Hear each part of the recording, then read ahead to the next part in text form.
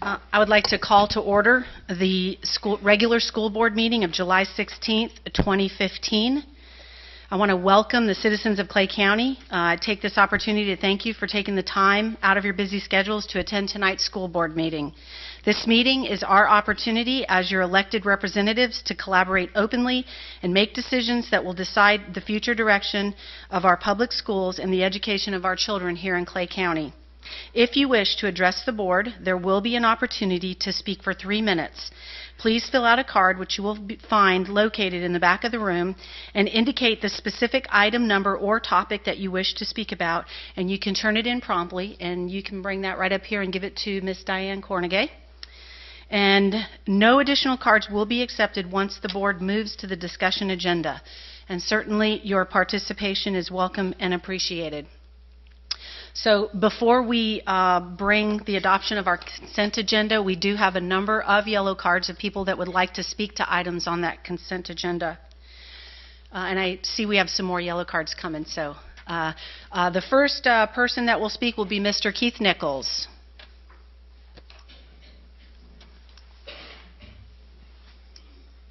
And Mr. Nichols is going to be speaking on item C8, which references the bargaining teams.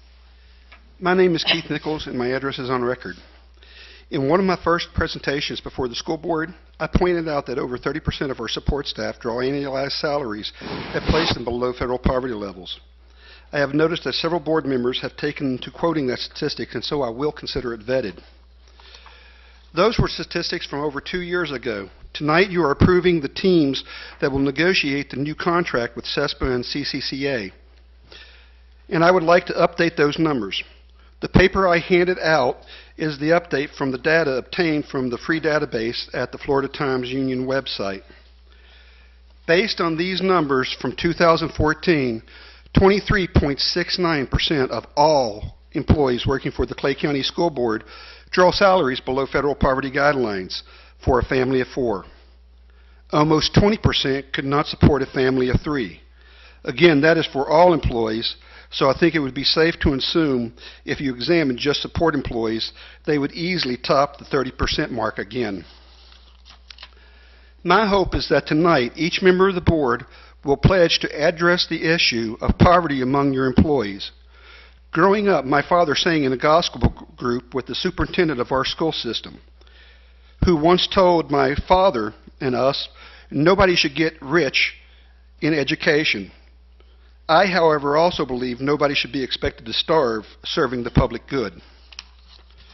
With that being said, the most disturbing part of the research project for me was the links I had to go to find reputable data. This information should be freely accessible from our own website. People should be able to view it and break the data down easily right from our own site. Our track record on data access is horrible, and I hope you will consider every opportunity to improve this area. Thank you. Thank you, Mr. Nichols.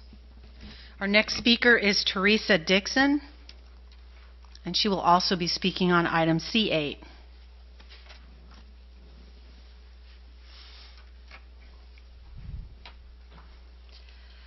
My name is Teresa Dixon. I'm the president of CESPA, and my address is on file with the card.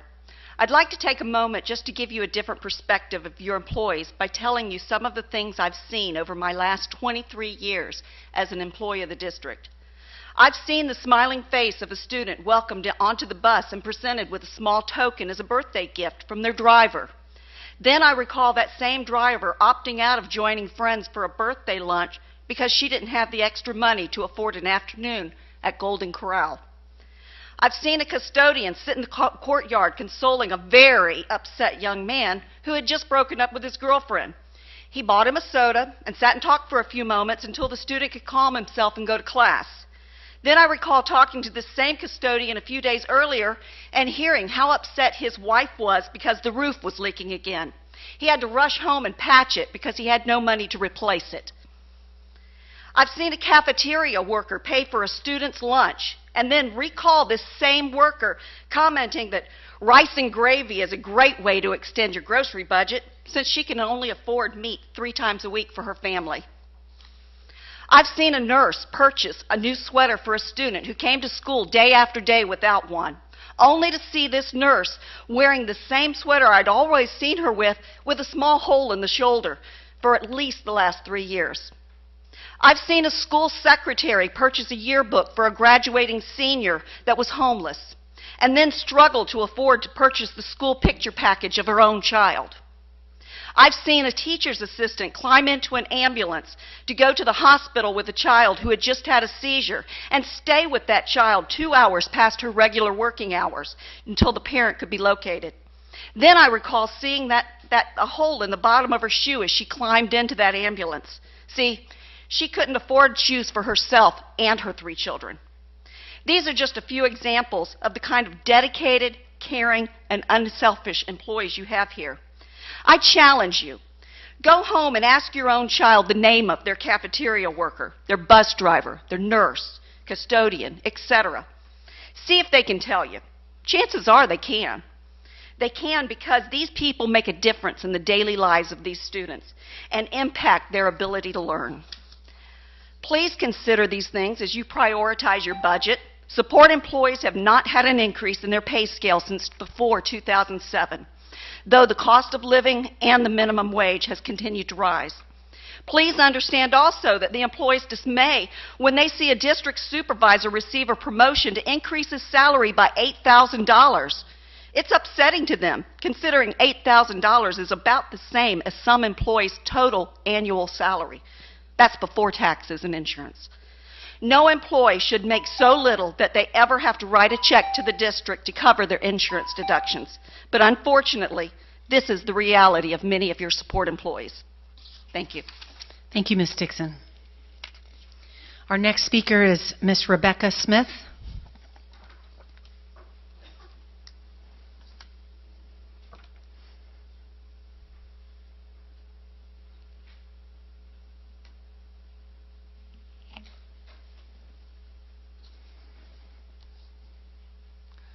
My name is Rebecca Smith. My address is also on the card. I am a Clay County school bus driver. I am at step 4 of your pay scale. Make $11.73. Like she says, it's not been a pay scale increase since 2007. After all my deductions of a 10-day pay, I have $130. If you divide that by the 20-day pay, I'm only making $13 a day. I have fuel expense. This is unreasonable. We're not asking for the moon and the stars.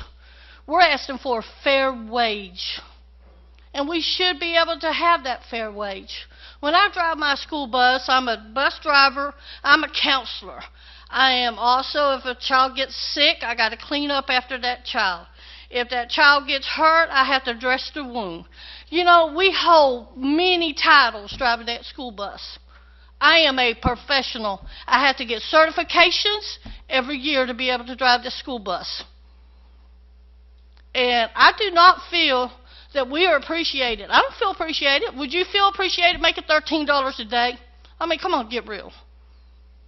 I just want y'all to really see what we're going through here. Not only is that affecting me, we just got an increase in our insurance. Let's look at that for a second. 9% increase on my medical expenses, that's $30-something added to me. Then you got vision, that went up. Well, dental, hey, I got to have dental. I would like to try to keep my teeth, you know. It's not that I'm asking for something unreasonable.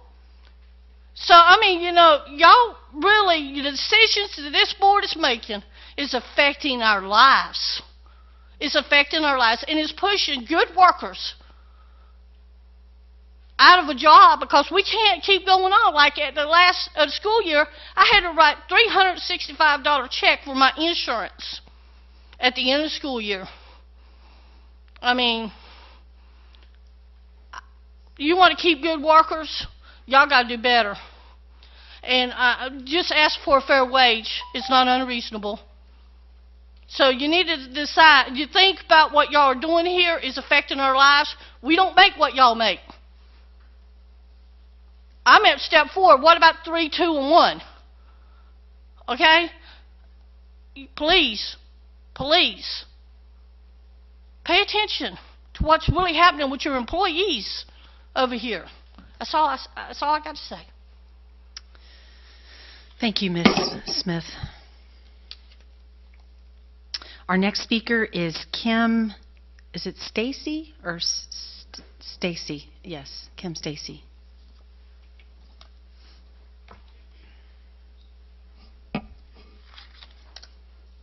C8, yeah.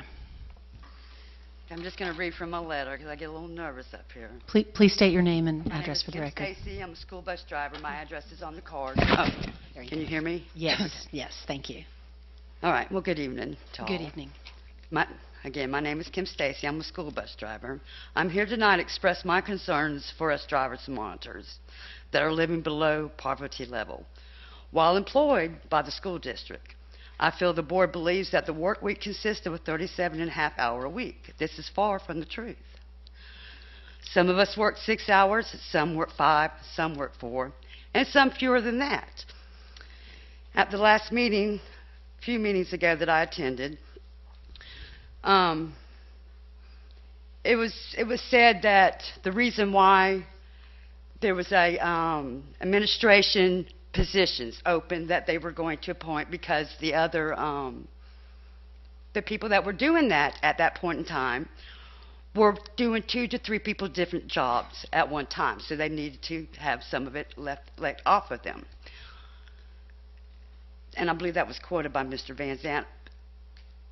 I don't know if any of y'all have ever ridden a bus on it, even just as a shift, maybe one school. We do more than just drive that bus. We do a lot of positions. We have a lot of workload on us.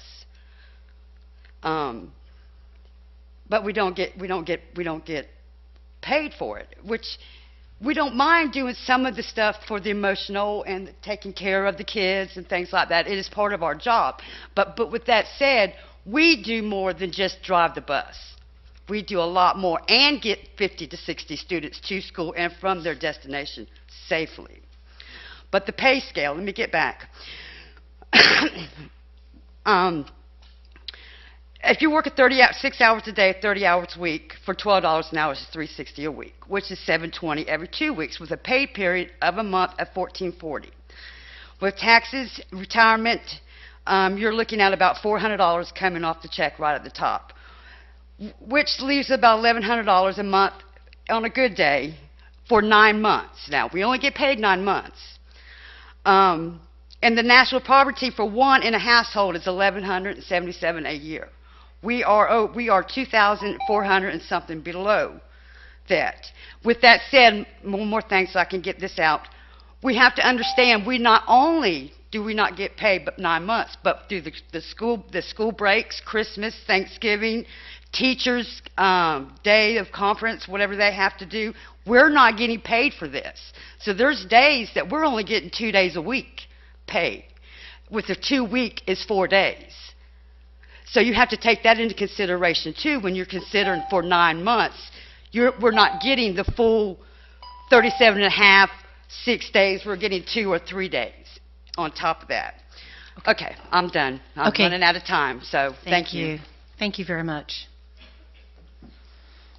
Our next speaker is Stacy Coffey.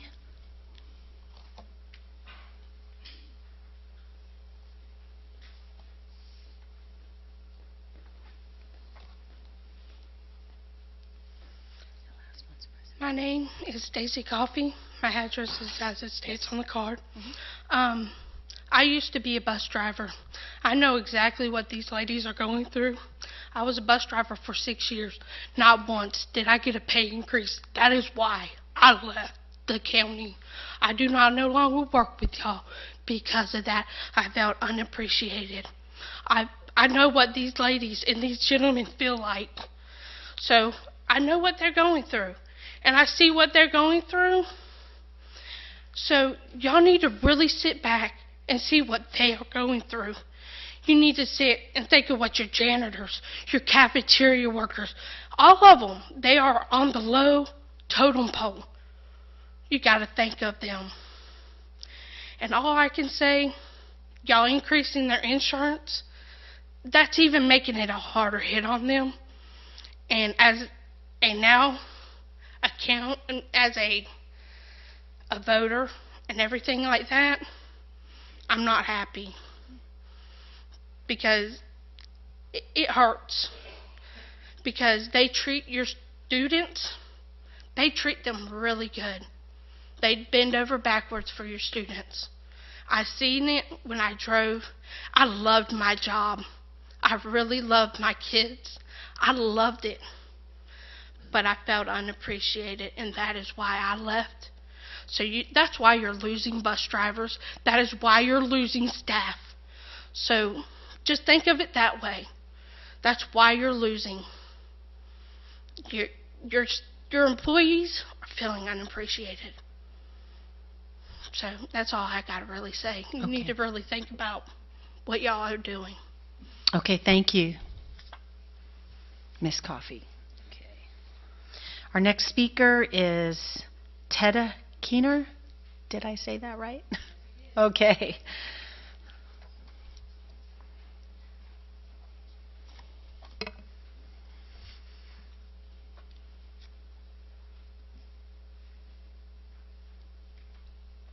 Hello, my name is Tedda Keener, and my address is on the card. Gotcha. We've seen some big dollars handed out over the last few months, raises in it, promotions and raises elsewhere. Is it our turn yet? I'm a school bus driver for Clay County, have been for many years. The support personnel has not received an increase to the salary scheduled in many, many years. We need a raise this year, not a bonus, but a raise that I can budget on for the future. Did the tentative budget you reviewed earlier include a raise for the support personnel? Thank you. Thank you. Okay, our next speaker is Ms. Tracy Butler, and she's going to actually speak on 2 items. And the first item she's going to speak on is item 3 regarding allocations. I'm wearing my CCA hat right now. Tracy Butler, my address is on the card.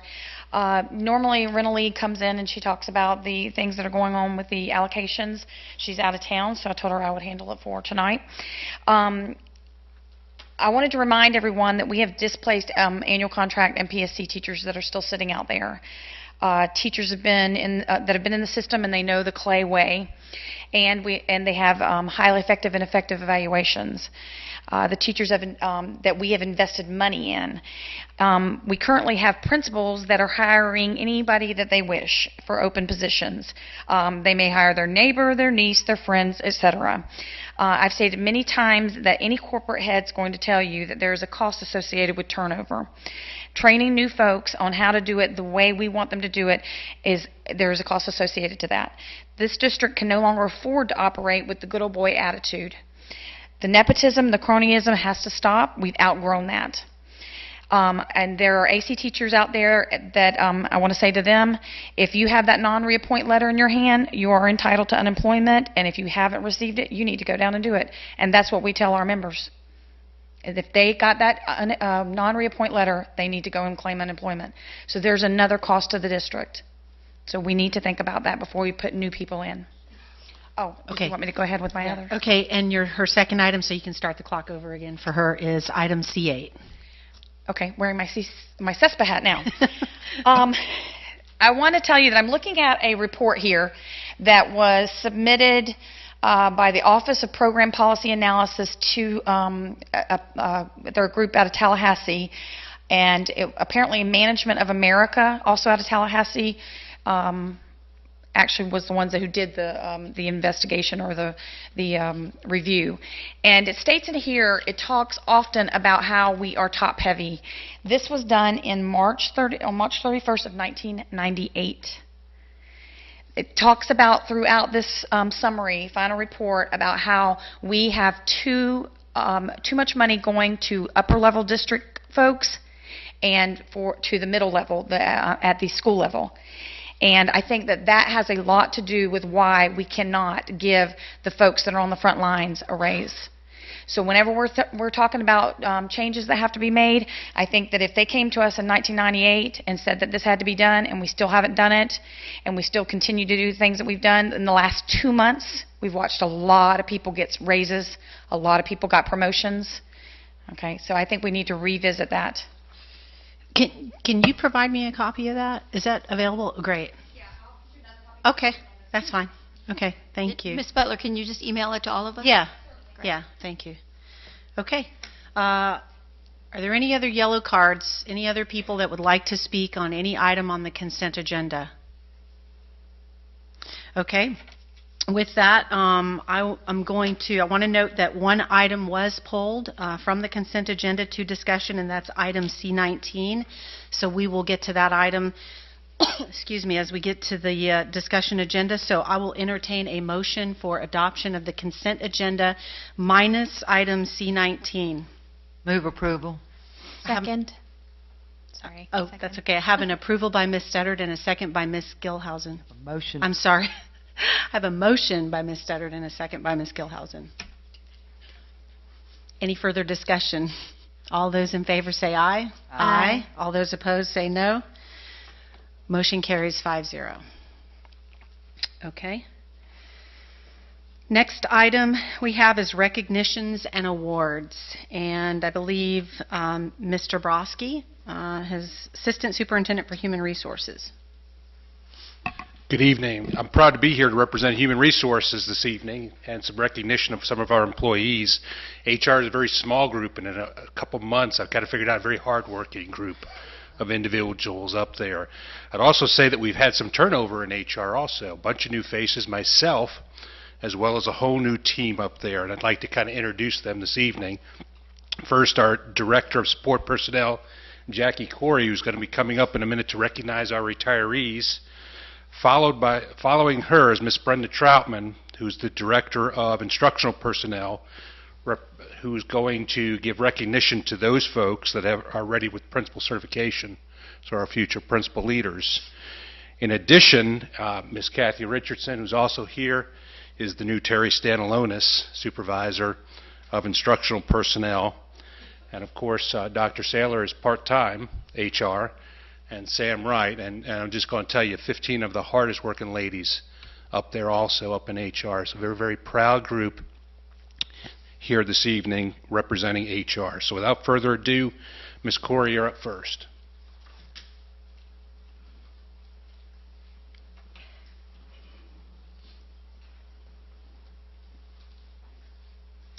Thank you. Tonight, we would like to recognize a special group of individuals who have joined the ranks of the retired. Retirement is a bittersweet time in most people's lives, but in the education system, the loss of teachers, support personnel, and administrators leaves an impact long after they've stopped working. Retiring personnel deserve the praise and recognition of their dedication to our students, our schools, their coworkers, and our community.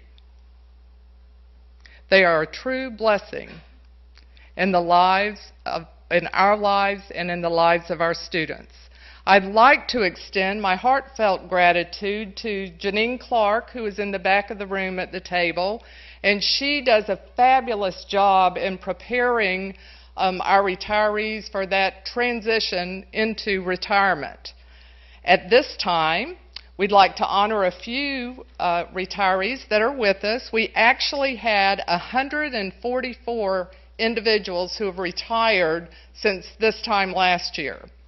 And those 144 people served the school board of Clay County for 3,082 years. Wow. So that's a long time. When I call your name, if you kindly just come up front, Mr. Van Zant's going to come down. And if you'll just stay up front so that we can get a picture of the group. Miss Wanda Beverly.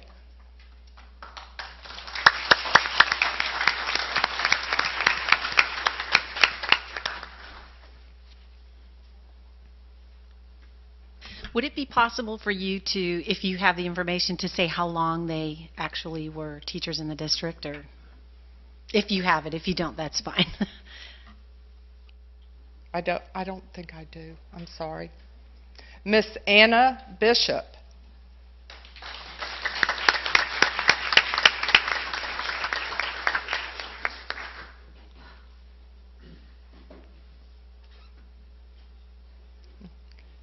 Holly Cromer.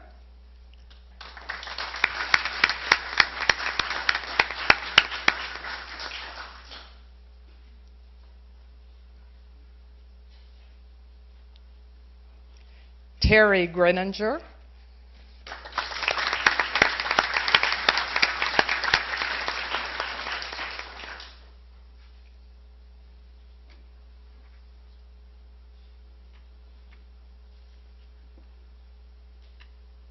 Margaret Hopkins.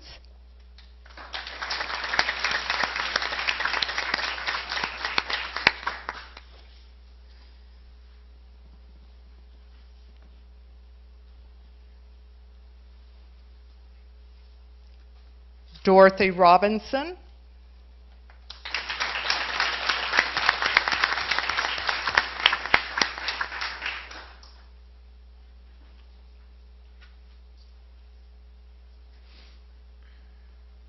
And Joseph Lorentzen.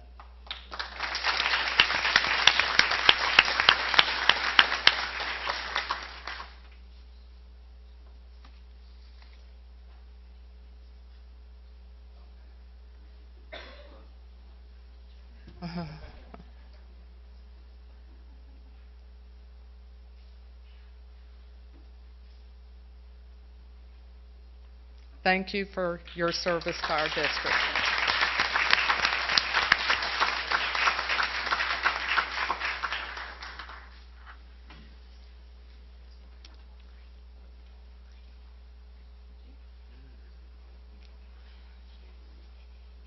Good evening. Okay, I'm here to recognize the following Clay County administrators who have successfully completed the Human Resource Management Development Program, and they have fulfilled the requirements for their Level 2 Principal Certification. All the recipients have successfully demonstrated mastery of the Florida Leadership Standards and represent Clay County's future school-based leaders. Tonight, we'll recognize each of you and your accomplishment and look forward to working with you as you lead Clay County schools to the top. We're going to present each of you with your Level 2 school principal certificate and ask you to remain up front for a photo with Mr. Van Zandt. Lori Burke.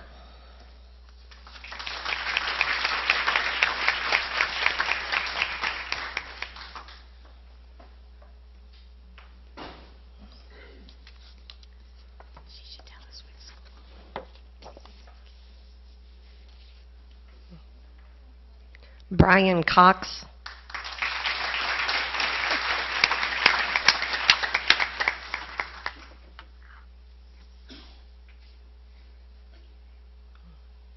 Jennifer Halter.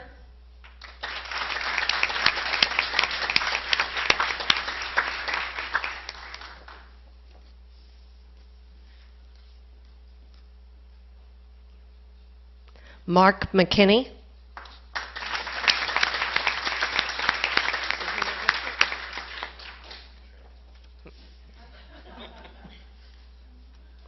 Jessica Pullen.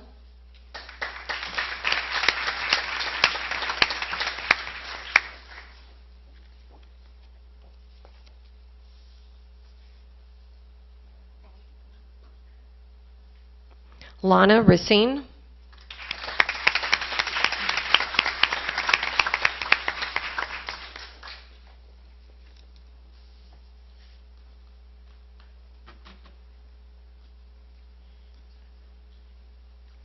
Melanie Sanders.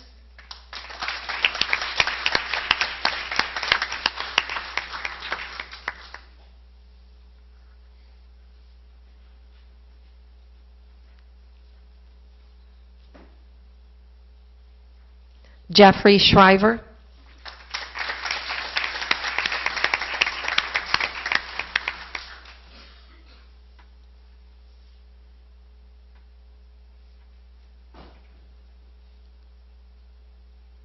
And Heather Tito.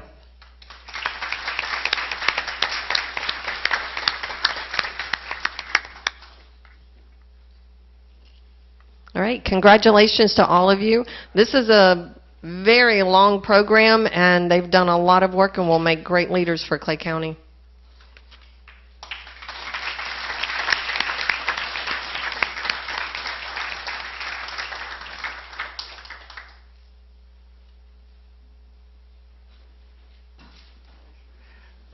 Well, Madam Chairman, board members, and Clay County family in the audience, I can't tell you what it means to lead a district with the kind of people that we have running it on your behalf every day. Some of the retirees already slipped out, but a great, great group of people.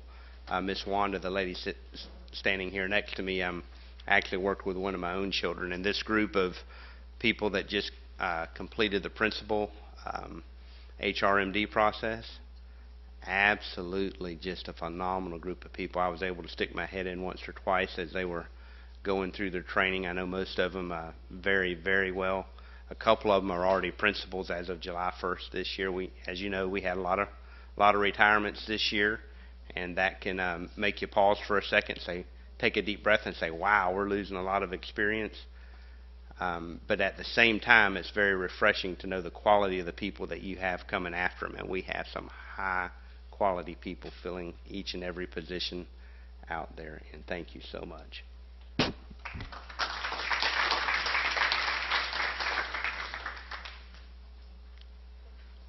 Okay, our next item on the agenda is the 2015 Wes Whidden Scholarship recipients, and Ms. Frances Ellis is going to come up and introduce. Good evening. We're proud to recognize the 2015 Wes Whidden Scholarship recipients tonight. We all remember Wes as an outstanding student and member of our community. This scholarship was created in his honor and is awarded each year to deserving students. To give a little more information about the scholarship and to announce the students, please welcome the principal from W. Cherry, Miss Angie Whidden, and the athletic director from Orange Park Junior High, Mr. Robert Worley.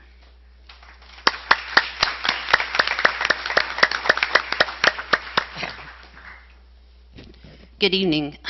Truthfully, where I work doesn't matter tonight. I'm here tonight for my son. And when Mr. Wingate called me and asked if we wanted to recognize the recipients at the board meeting, I realized we had never done it before.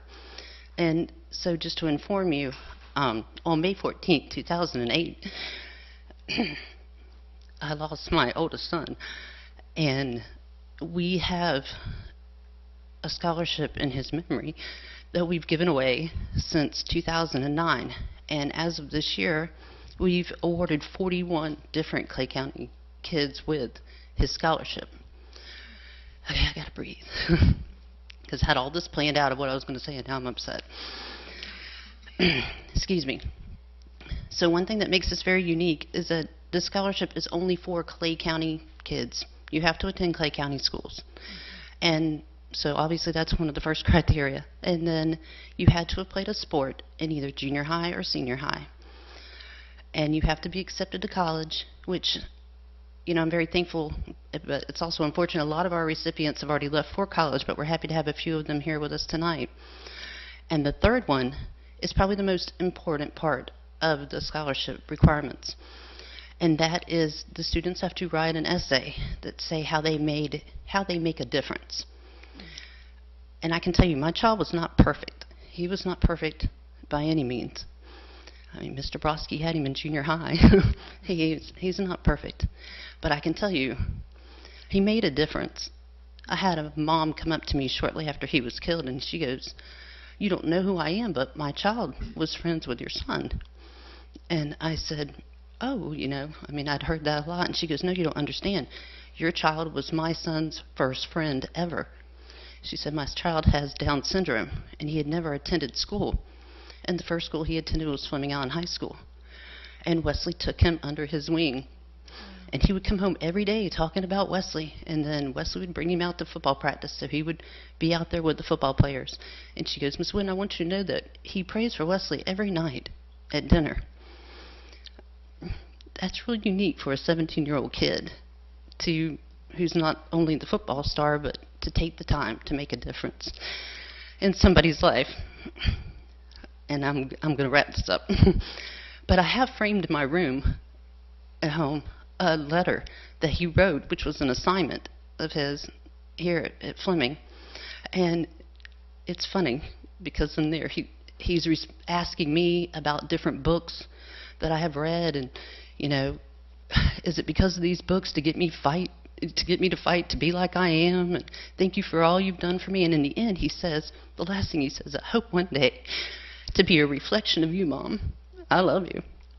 And that's so special to me, but honestly, I hope to be a reflection of my son. So without this gentleman right here, this wouldn't happen. He never met my child, didn't know him.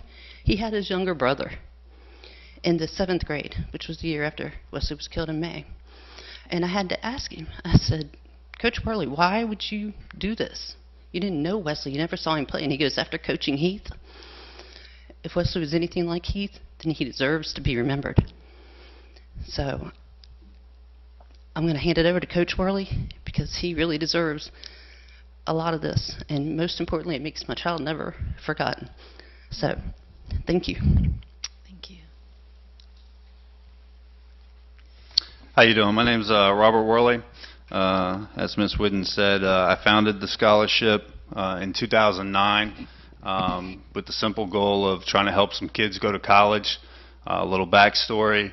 I played high school football. My high school football coaches did a similar thing, and I figure I pay it forward now by trying to do the same idea. Our little motto is, your life is your message to the world, make it count.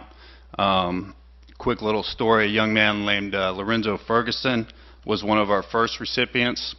Recently, last May, he graduated from the University of South Alabama. And he contacted me a couple weeks ago, and he said, Coach, he goes, I've got one more, favor to ask. And I said, what's that, Lorenzo? He said, I want to be a teacher. He said, if you could help me get a job. And I said, absolutely, man. I said, I'll do everything I can. I said, but why do you want to be a teacher? He said, I want to help kids the way you and your foundation have helped me. So that's basically, just a little backstory of what we're trying to do. Trying to help kids better their lives through education, kids that work hard and do the right thing. We've got 2 here today that I'd like to recognize.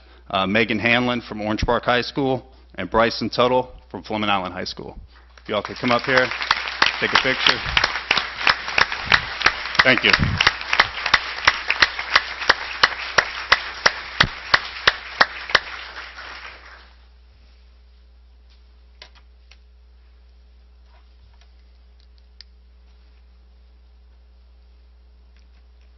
I just wanted to say all the recipients were recognized in a public ceremony at the Junior High Jamboree in May.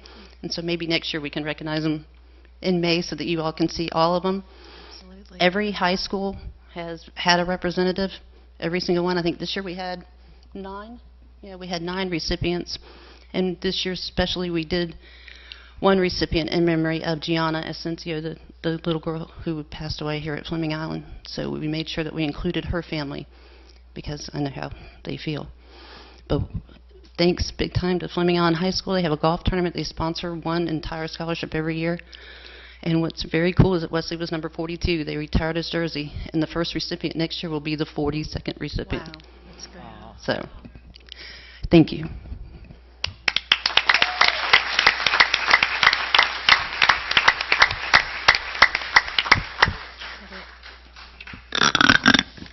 You have something you want to say? Oh. Okay, all right.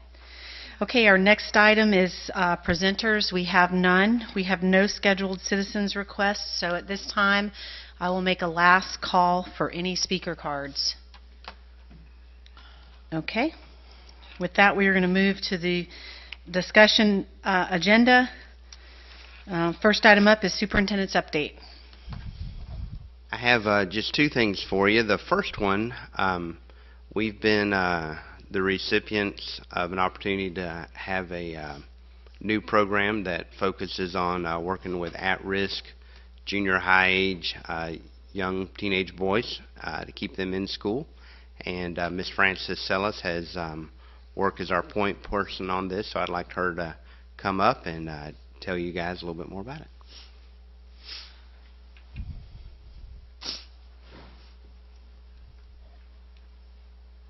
come back. Andrew's going to help me with the PowerPoint. Sure.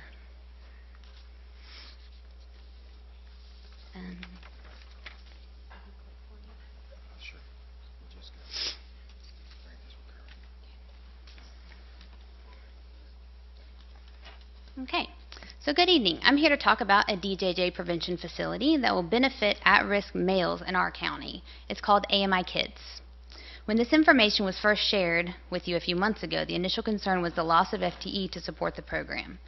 However, because the program provides an invaluable service to the children of Clay County, our local representatives, Senator Bradley and Representative Cummings, fought hard for us in Tallahassee and received a $750,000 grant to support the program here in Clay County.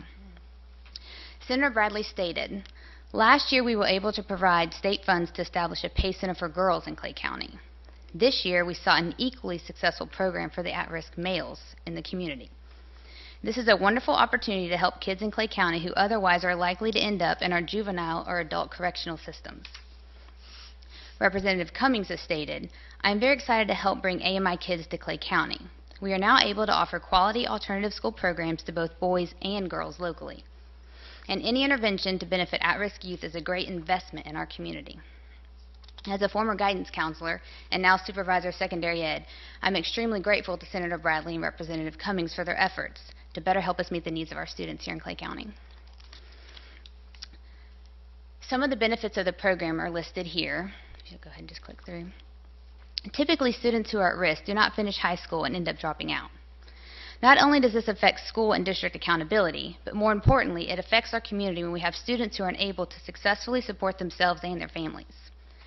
By providing specialized services to students for 12 to 18 months, these students are more likely to stay in school and graduate. As you can see, the benefits of the program for our at-risk male students far outweigh the costs for the district. I see this as an investment, not an expense for our community.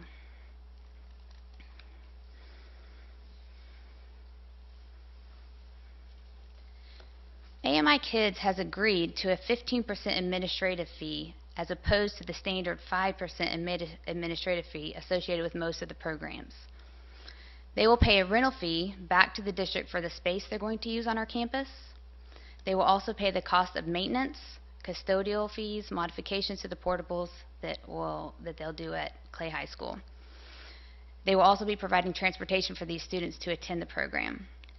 And finally, lunch will be provided by the district, but that will be reimbursed through the appropriate rates.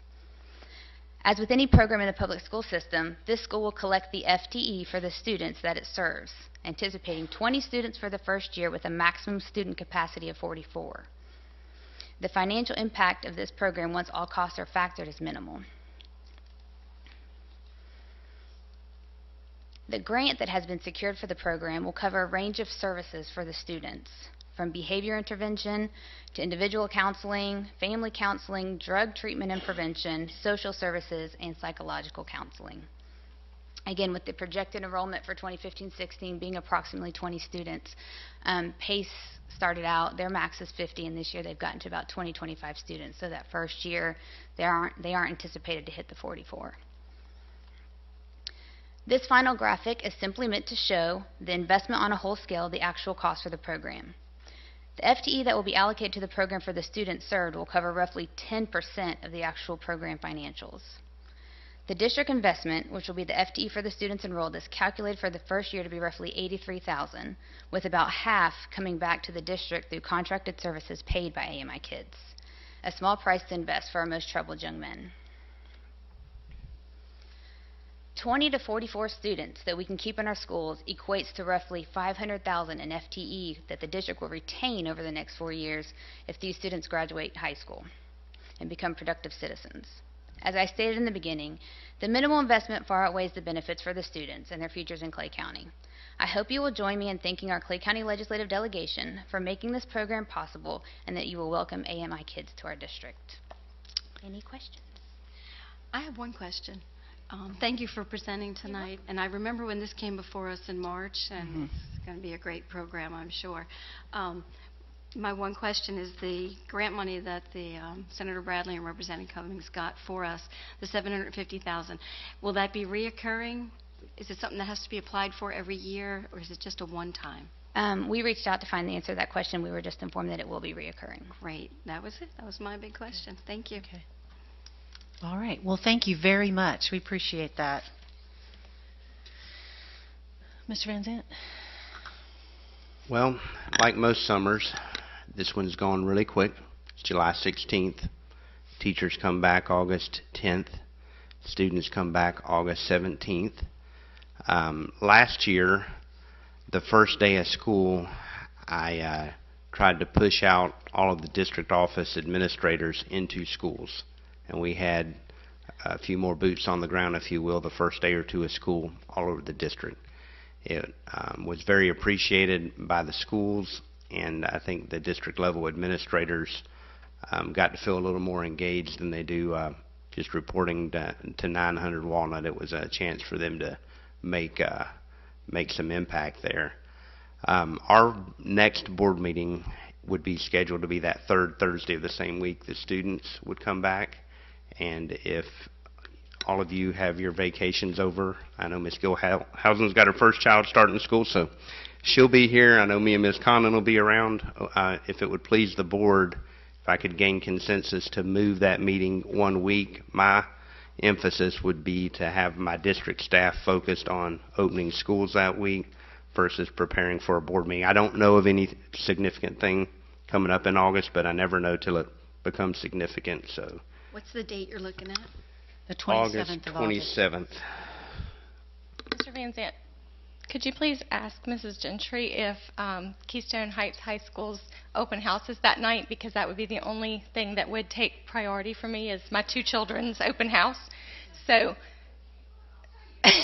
she's looking at her calendar. I'm okay for that night. I'm okay. But I'm okay for the 25th, too, if you need to move it to the Okay. Tuesday or something.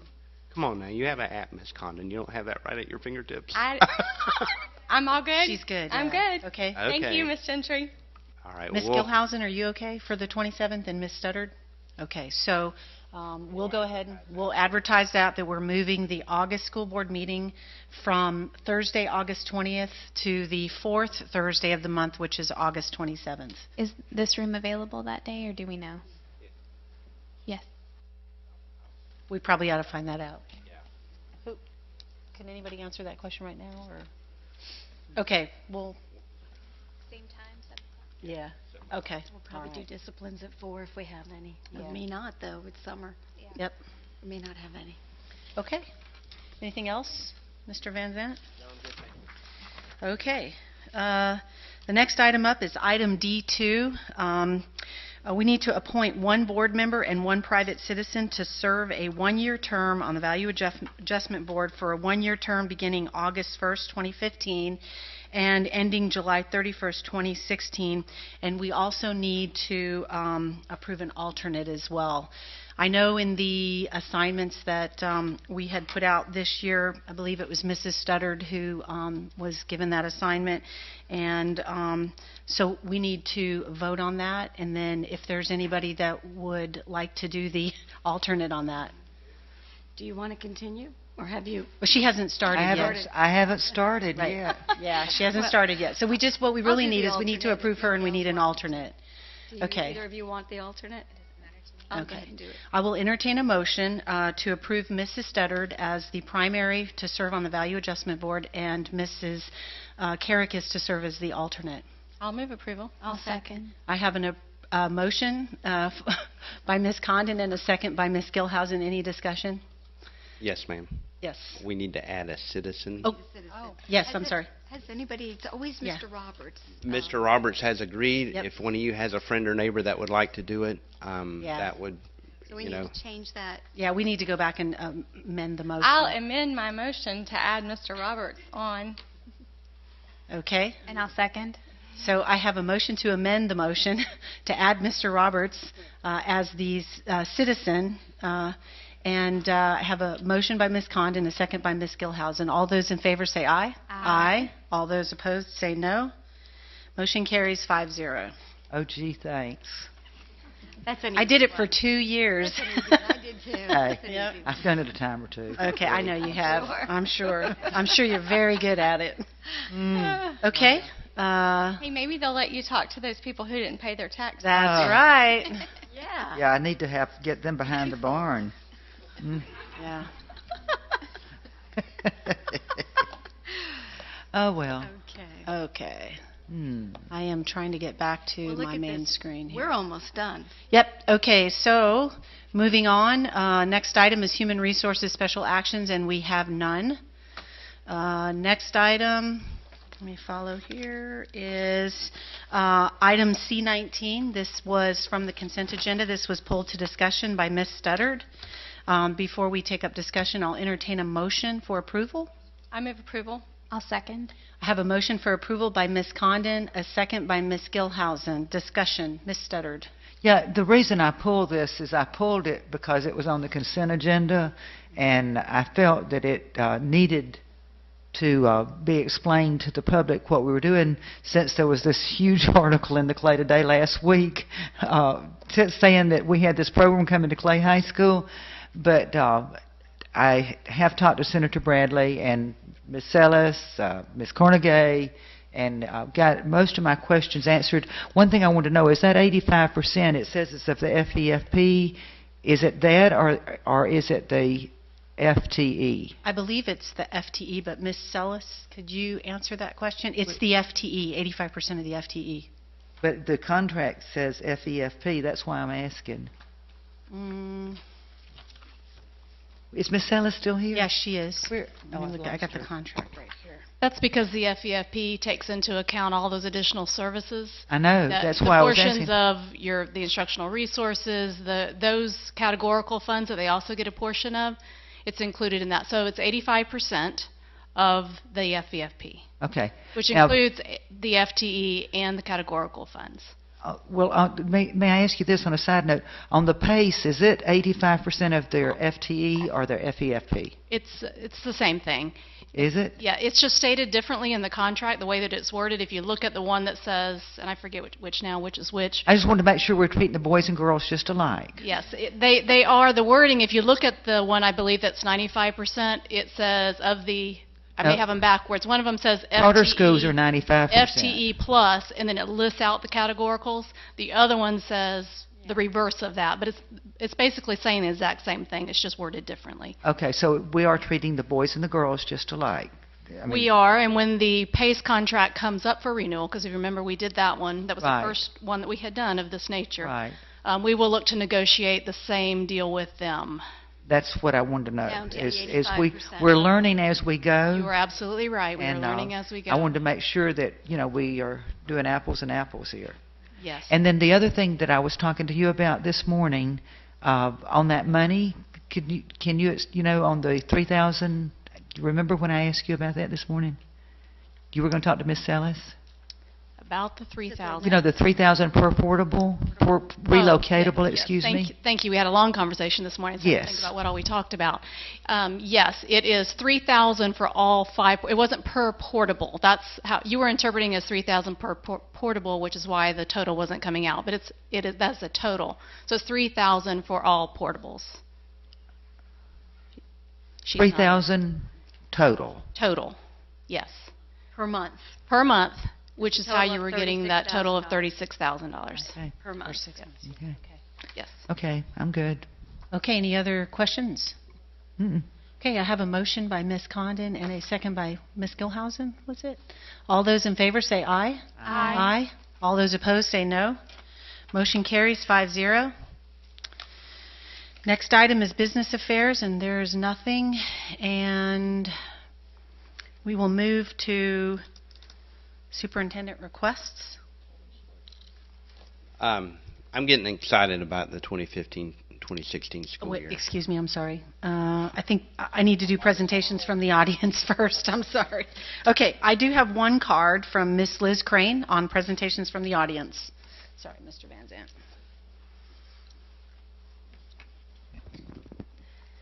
Liz Crane, you have my address on record. Good evening. When she was 5 years old, she entered kindergarten. Sally wasn't too sure about school. She wanted to continue to play in pre-K. At first, we began with alphabet review. and Sally at that time could not identify more than 50% of her letters or sounds. The letter N gave her particular trouble. I was worried that we were going to have to start the MTSS process with her. After about 30 days, we began word building. Take 2 letters, build the word at. At first, Sally had some success with this, but as the lessons progressed and got harder and harder, she started to falter, and she got frustrated, she cried, and eventually she would shut down. At this time, the class was beginning with their guided readers in reading, but not Sally. At this point, we were still working on the alphabetic principle. But Sally began to notice that her classmates were progressing and succeeding. She also began to notice that it wasn't 100% talent, but 5% talent and 95% hard work. She demonstrated this one day when another student was bothering her, and she said, "Leave me alone. I'm trying to get it right." Eventually, she did begin reading, and she would practice and practice and practice, and her running record checkouts were near flawless.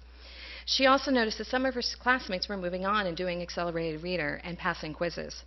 And I noticed a new hunger develop in Sally. She came to me, "Miss Crane, I want to do AR. When can I do it?" I said, "Honey, we got to continue with the guided readers first.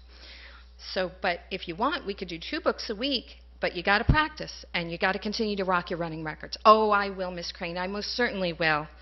And she continued, and she progressed, and she still confirmed that it was about the hard work, not the talent. Soon she wanted to know, "When can I start, Miss Crane?" She came to me, "When can I start, Miss Crane?" So we got out a calendar, and we looked at that calendar, and she was going to be able to start right after Easter. She was so excited. She told every kid in my class. She told the kids in the hallway. She told the kids on the playground. She went home, told her whole family, which is quite large. I even got a text message from her mother saying, "Oh, she's so excited, can't wait." Well, Easter came, and she started AR. She started taking quizzes. We had our ups, we had our downs. Some of the other kids wanted a word count goal for the end of the year. She came to me, "Miss Crane, I have to have a word count goal." "I don't know, Sally. I don't want to put too much pressure on you. You're doing great." "No, I have to have one." Okay. So we gave her a count of 15,000 words. By the end of the year, she not only passed that goal, it was 17,200 words. Now remember, this is from April 6th through June 4th. She's 5. I was so proud of her. We all were. It's students like Sally that inspire us. It's students like Sally that remind us what it's like that it comes down to the work, not necessarily the talent. It's students like Sally that we teach for. It's students like Sally that work through the clouds so they can shine. Thank you. I like that. That was good, Liz. Yep. Okay, now superintendent's requests. Well, I'm still excited about the 15-16 school year coming up. We have so many great things going on, it'd just blow your mind. So I'll tell you about a couple of them. As you know, this year we're moving into our 2nd year of our Wall-to-Wall Academy program. So every 9th grader and 10th grader will be in an academy. We have worked diligently with our high school administrators, guidance counselors. We've had some special training with them, with some academy experts. We've been able to cohort the majority of our high school students' schedules to where in 3 of the 6 classes they have every day, they're in the classes with basically the same kids. And as we build out over the next couple of years, the administrator for your son that goes into 9th grade will be consistent, the guidance counselor. It's just really coming together very well. The collaborative classroom effort that we have going in the elementary school is paying huge dividends. I talk to teachers, they get to go look and they see what, quote, right looks like. It's modeled, it's coming back out.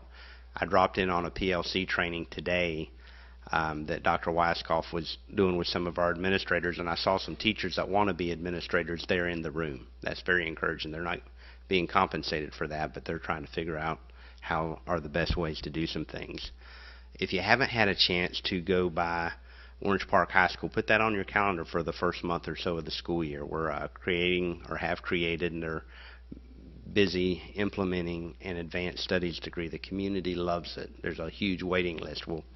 Is Mr. DeJesus still here? We'll probably have to expand that by this time next year. There's just a real hunger for it there, so that's a great thing.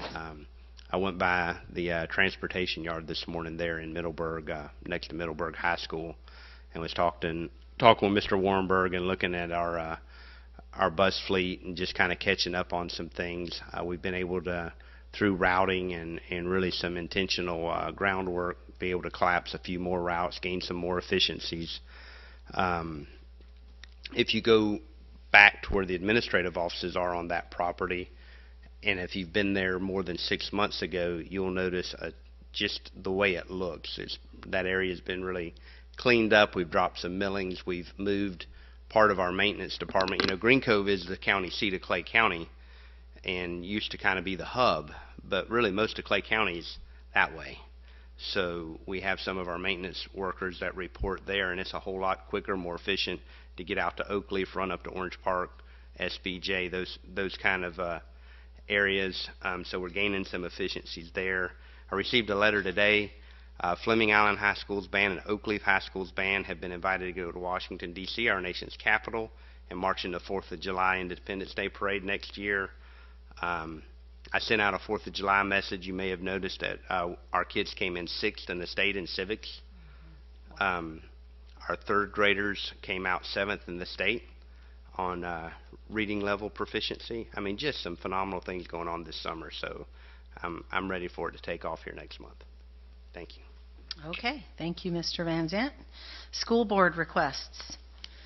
Mrs. Studdard, we'll start with you. You want to start with me? Okay. Start with you. One thing I was remiss in saying a while ago, or well, I hadn't really had a chance because it was on the consent agenda, but I wanted the public to know that with the allocations that we passed tonight, that Ms. Cornegay and staff heard the board as far as our wish that we could get music back into the schools, and we're going to have some strange looking people next year. We're going to have half a teacher in several schools.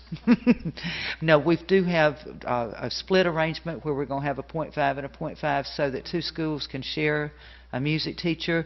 And I believe Ms. Cornegay told me that all of our elementaries will have music except one, and that one is going to reevaluate next year because they have 2 PEs and no music, right?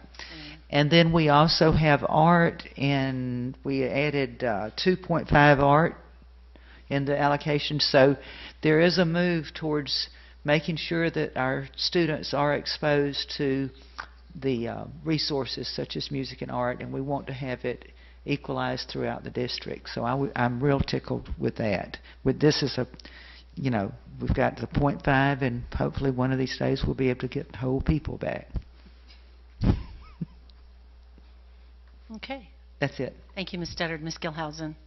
I, too, am excited for the 15-16 school year. I think I probably have the only kid in Clay County who wakes up every day asking if summer is over yet, can we start school?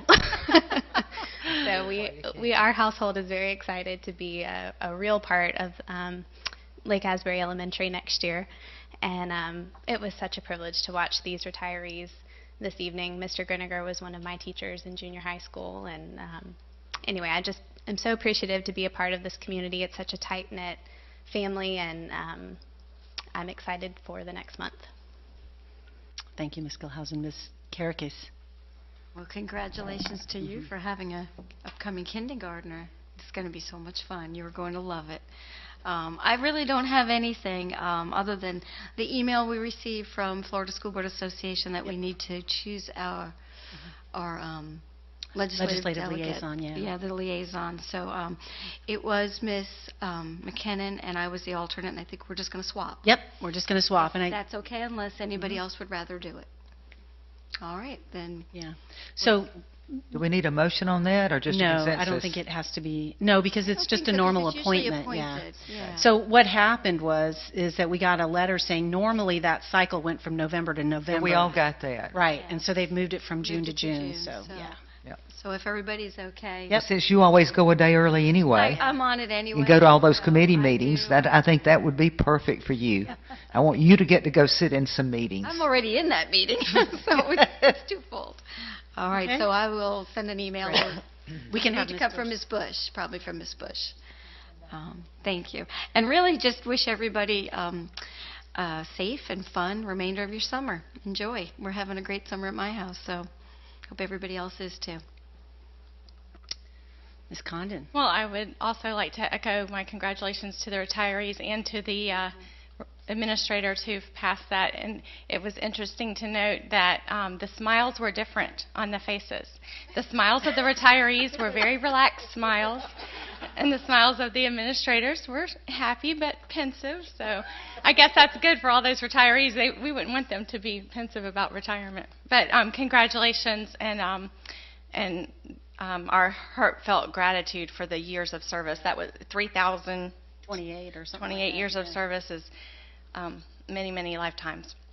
And then the only other thing that I wanted to clarify ahead of time of next week's workshop for our legal services is that I understand from multiple sources that some of my comments in our last meeting were either misinterpreted or not clear, and so I wanted to clarify those, and that those were my comments about Mr. Sykes. And Mr. Sykes is a very well-recognized, accomplished attorney, both in our United States military and in our civilian, and so I have the utmost respect for his work. I would also like the public to know, because you probably don't know this, that there is probably only one or two other people in our county who know more about ESE law, because Mr. Sykes has personal experience in that arena, and that makes a difference. So if what we're looking for is ESE law, then we may have an expert right in our midst.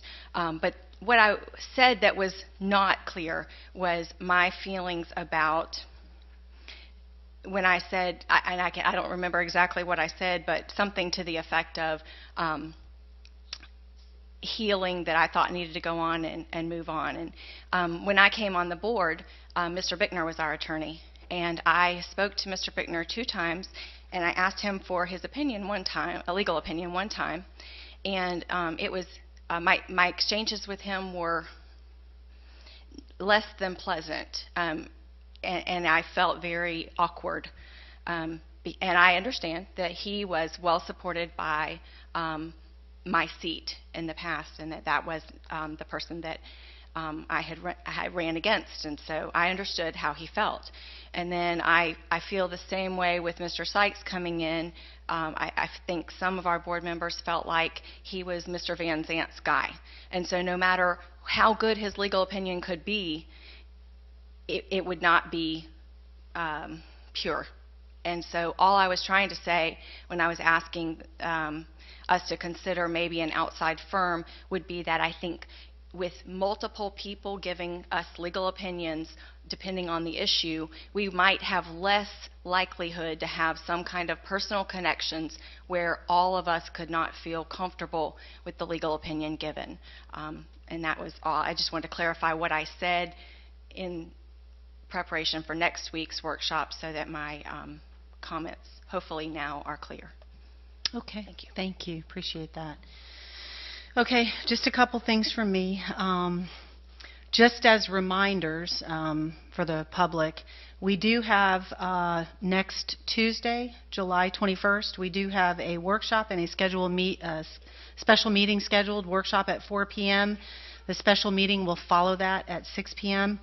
The workshop will be for the purpose of discussing the district's legal services, and then the special meeting will be for the purpose of approving the tentative 15-16 budget and the required advertisement, and that was basically the workshop that we had today.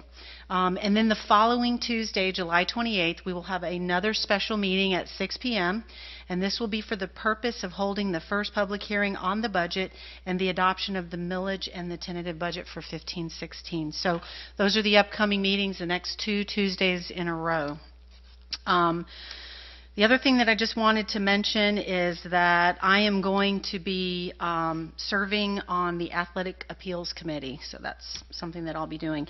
And then I also wanted to echo Ms. Condon on congratulations to the retirees and to all of the new administrative personnel who got their certificates. So congratulations. And I will just say that so far my summer has been a whirlwind. I had 2 weddings within 13 days of each other, my 2 youngest sons, who happen to be twins, and they do everything 2 weeks apart their entire lives. Both got married 13 days apart. One of them in West Palm Beach, and it was a huge whirlwind of a wedding. It was wonderful. And his identical twin brother, who's serving in the United States Navy overseas in Guam, got married 13 days later and brought his bride home to meet the family. And all her family came, and I mean, we just had a wonderful 4th of July. So it's been a whirlwind for me, and things have finally calmed down in the McKinnon household, and I can get back to work and kind of focus on other things. So I just want to wish everybody a happy rest of the summer, and thank everybody for a good board meeting. With that, attorney requests. Mr. Sykes. I have nothing. Okay, with that, we will adjourn.